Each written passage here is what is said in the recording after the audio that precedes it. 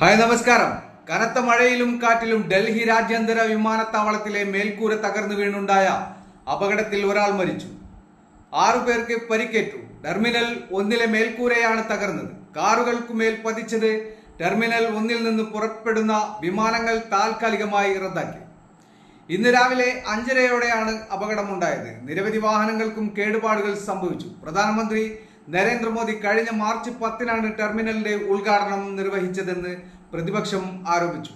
തിരഞ്ഞെടുപ്പ് മുന്നിൽ കണ്ട് തിരക്കിട്ട ഉദ്ഘാടനം നിർവഹിക്കുകയായിരുന്നെന്ന് പ്രതിപക്ഷം ആരോപിച്ചു.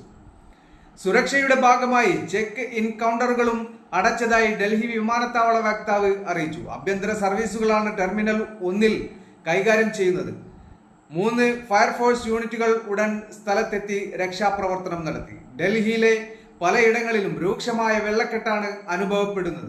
കാറ്റിൽ മരങ്ങൾ പൊട്ടി നിലത്ത് വീണു. വെള്ളിയാഴ്ച ഡൽഹിയിൽ ശക്തമായ മഴ തുടരുമെന്നാണ് കേന്ദ്ര കാലാവസ്ഥാ വകുപ്പിന്റെ മുന്നറിയിപ്പ്.